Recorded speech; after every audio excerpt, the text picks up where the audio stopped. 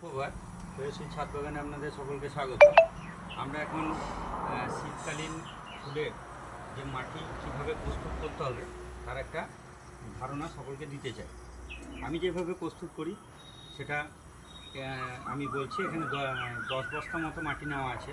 তো 10 বস্তা মাটির সাথে আমরা কি করব সেগুলো একটু দেখাই। প্রথমত হচ্ছে এই যে এটা হচ্ছে কলি চুন। এই কলি চুন একটু আমরা ছিটিয়ে নিই। যে সমস্ত খারাপ জিনিসগুলো আছে বা পোকামাকড় আছে সেগুলো চলে যায়। এই অল্প মতো কলি চুন আমি ছড়িয়ে নিলাম। আমরা আরেকটা জিনিস, এটা সাবধানে আপনারা ব্যবহার করবেন। এটা হচ্ছে দানা বিষ পুরাডন, যেটা খুব গন্ধ।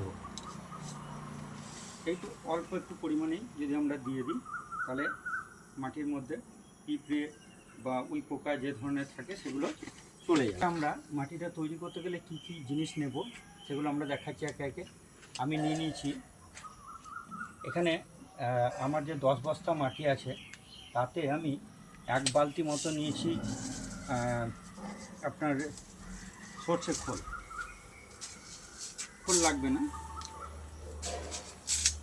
এই পরিমাণ দিলেই হবে। আমি ওই 1/4 ভাগ বা আর একটু বেশি দিলাম। তারপরে আমি কি দেব, সিঙ্গেল সুপার ফসফেট।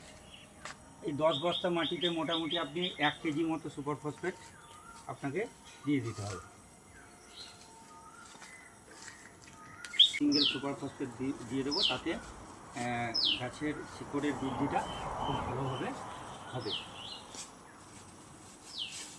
তো আছে, পরে ভেঙে যাবে। এটা 2 কেজি মতো ছিল, সেটা আমি অর্ধেকটা দিয়ে দিলাম।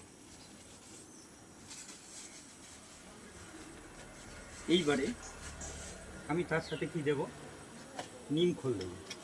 এখানে 1 কেজি মতো নিম খোল আছে, আমি পুরোটাই দিয়ে দেবো।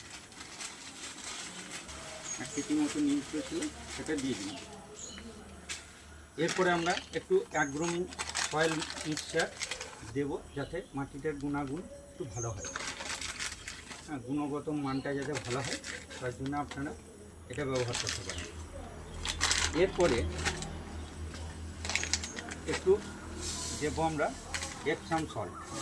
খুব বেশি লাগবে না, ওই 200 মতো দিলেই হবে। 200 গ্রাম মতো আপনি দিয়ে দিলেই হয়ে যাবে। এরপরে আমি কি নিয়েছি, এখানে 2 বালতি মতো নিয়েছি। এটা নিয়েছি স্টিম বোন ডাস্ট, আর এটা দানা হাড়ের গুঁড়ো, তার সাথে শিংকুচি। এটা নিয়েছি ব্লাড মিল, এর সঙ্গে লেদার মিল। এই সবগুলোকে একসাথে মিশিয়ে আমি এর মধ্যে দিয়ে দেবো। আমি যখন মাটিটা মিক্সচার করব তখন এটা অলরেডি মিশে যাবে। এরপরে আমরা তাহলে আর কি দেব, এই যে আমার রেডি করা আছে 10 বস্তা মাটিতে আমি 2 বস্তা গোবর সার। এই যে গোবর সারটার সঙ্গে আমার মেশানো আছে ট্রাইকোডার্মা। গোবর সারটার সঙ্গে আমার ট্রাইকোডার্মা মেশানো ছিল। আপনারা মাটির গুণগত মান অনুযায়ী আপনারা প্রয়োজন মতো বালিটা মিশিয়ে নেন। এটা একটা বস্তা হলো।